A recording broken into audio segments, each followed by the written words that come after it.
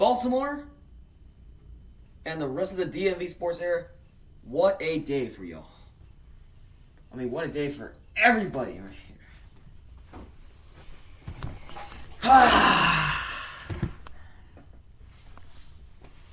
Well, today was absolutely crazy. Absolutely crazy. But for all the right reasons. One, the Ravens found a way to beat the Bengals in dramatic fashion. And the Orioles, the Orioles, are going to the playoffs in style. Let's go, baby. Oh, man, what a season it's been. What a season it's been. Okay, let's get into it. So, I'm going to process it like this. I'm going to get into the Ravens game first, and I'll get into the Orioles for last. So, let's break it down. So, the Ravens, start off with them, beat the Cincinnati Bengals 27-24 in dramatic fashion from beginning to end. Lamar Jackson today was actually sensational. 24-33, 2 touchdowns, no picks, passer rating of 112. Ground game, only ran for 54 yards and 12 carries. Not bad. However, the Ravens offense gained over 230 yards, controlled the time of possession, and more importantly, kept Joe Burrow on the sidelines for far too long, which is exactly what you want out of this offense. Week 1, rusty because those stars did not play in the preseason. Heading to week 2, we had to make the adjustments, and it showed. Todd Monken was able to call the right plays at the right time, and when he needed to make adjustments, he did that, especially when we needed to win the game with our quarterback getting it done. Gus Edwards and Justice Hill were on point today. The running backs, they did what they needed to do. The receivers, Rashad Bateman, he was getting touches, and he was being dynamic. OBJ, even though he did not return for that game with an injury, he was still productive. Like I said in my previous video, the Ravens receivers had to be productive, and it showcased in this game against the Cincinnati Bengals defense, which was ferocious. And then, of course, Zay Flowers. Zay Flowers is a beast. We picked him up, this kid out of Boston College, and so far, first 2 games, he has been a speedy receiver. Lamar Jackson, he's got to be liking what he's seen so far of the receiving core. Tight ends, of course, I can't forget about them. Mark Andrews, welcome back, my friend. He put up a touchdown today. Coming off the IL, or the injured list, because he had a quad injury. He could not play week 1, but coming into today, he had to make himself and his presence shown on the field. He showcased it today. And there's also another guy that I cannot forget, who also caught one of Lamar's 2 touchdown passes, Nelson Aguilar. Welcome to Baltimore, my friend. He caught a absolute dime for Lamar. I believe it was in the second half, in the third quarter. He caught that touchdown pass with resiliency. So, those were Lamar's 2 touchdown passes he threw. The one to Andrews and the one to Aguilar. And like I said, the running backs, they did what they needed to do. Gus Edwards got a touchdown. Justice Hill, he was running the ball with authority. Defensively, Mike McDonald, first half, you were able to get 2 straight 3-and-outs. Unfortunately, yes, secondary, with all the injuries, there were a couple big plays that you shouldn't give up. That you shouldn't give up at all. I get it.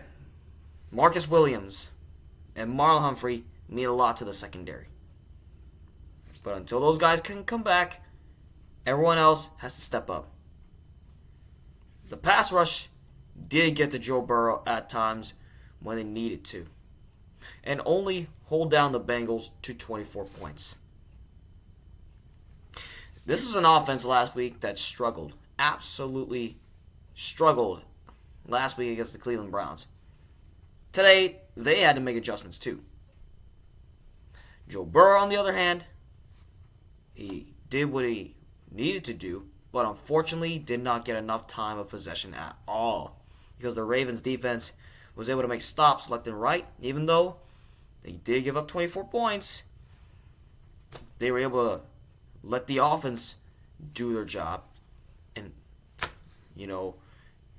give them enough time to put up points on the board and, more importantly, execute and win the game for us. And that is why we are 2-0 to start off the year. Which is big too because we're going up against a divisional rival that we hate over the past 2 seasons.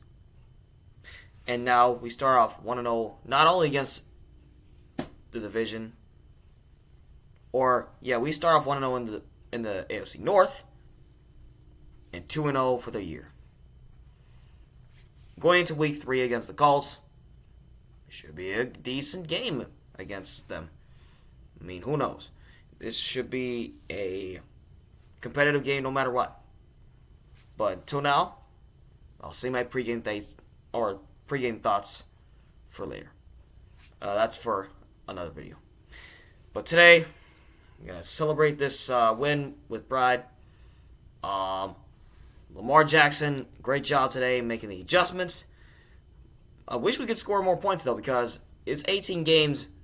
The Ravens offense has put up less than 28 points or more, which is kind of odd, considering the fact that we have new guys in the offense. And because it's a new scheme, we just got to be patient. All right? We just got to be patient with Todd Monken's offense. But they did great today. They made the adjustments. Defense played outstanding, giving Joe Burrow no time at all. The Bengals did not get the ball that much this game. The offense controlled the time of possession, and John Harbaugh's guys can walk out of Cincinnati with the victory. So, Ravens, enjoy the win and get ready for the Colts next week. Now let's get into the Orioles. Wow. What a game that was in Camden Yards. The Orioles not only got the massive victory today against the Tampa Bay Rays, which is a divisional rival of ours, but they go out there and get a playoff spot. Let's go!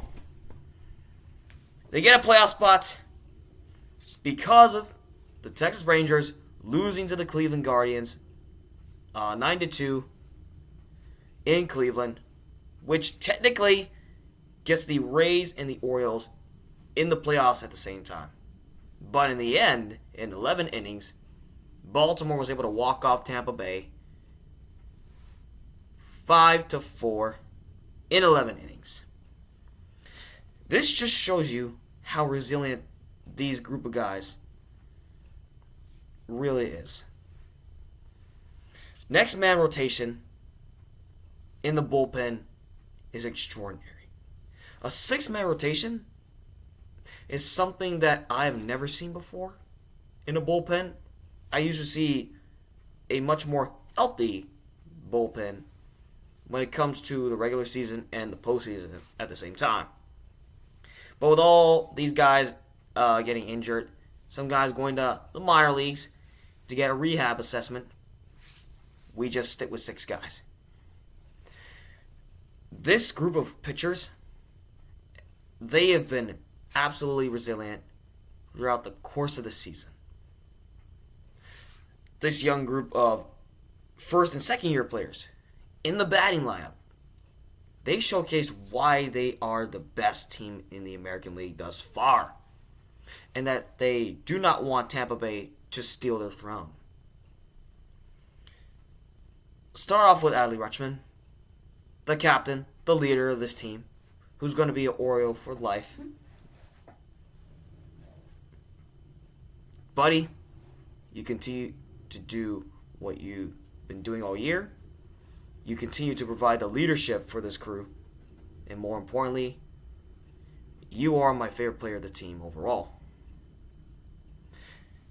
And in terms of the players aspect, you have made such a great impact on the team. Not only do you make plays in the batter's box, but you also make plays behind the plate as a catcher. You got the arm, and you've been phenomenal thus far.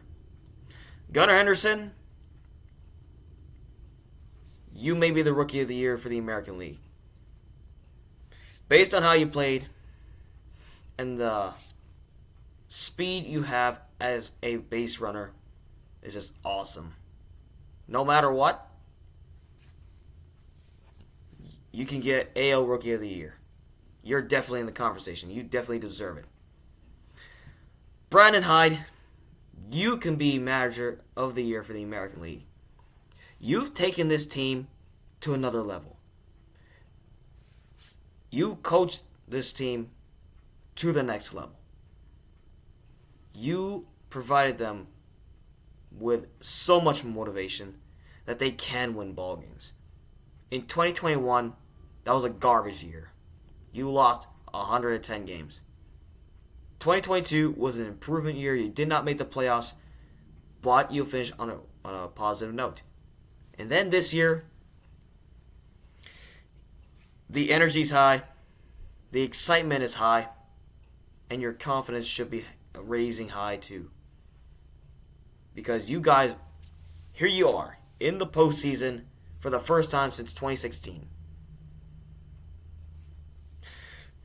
Now, it's on to winning the AL East. It's not official yet. The Orioles have not won the division, but it's now on to winning the AL East. Tampa Bay is just not going away. They have plans to win the division too. So we just gotta stay on our A game, and hopefully that this series motivates us to be ready for the postseason. Yes, they're gonna enjoy this victory, which they did in the clubhouse, but at the same time, finish the season on a positive note. The last 4 series you have on the road, these are your last 2 road series against the Houston Astros and the Cleveland Guardians. These are the 2 teams you cannot sleep on the road. You got to be ready for them. And then your last 2 home series against the Washington Nationals and the Boston Red Sox. You definitely cannot sleep on those teams at all because they may play spoilers when it comes to playoff seedings. So the objective for the Orioles is to finish off the season on a positive note because playoffs are arriving and you guys got to be ready for it. And no matter what, we are going to have home playoff games at Camden Yards. The fans are excited for it, and the entire city of Baltimore is excited for it, but we just got to be ready for it. But until then, enjoy the victory and get ready for the Houston Astros coming up next. But congratulations to the Orioles for clinching a playoff berth for the first time in 7 years. What a special moment. See, this is a special moment for the city of Baltimore, y'all. The Ravens got the victory today in Cincinnati on the road, which is big, especially when you're playing against a divisional rival. And on the same day, after the Ravens win, the Orioles come back and walk off the Tampa Bay Rays in dramatic fashion in 11 innings. Not only do they make the playoffs, but they beat the Rays and go into the postseason in style. So this is definitely a day for the entire city of Baltimore to celebrate. Both teams got massive wins, and let's just hope that the success carries on for the next couple months or so. But yeah, what a day for Baltimore. Let's take a moment and celebrate. With that being said, that is all I gotta say. Let's get it.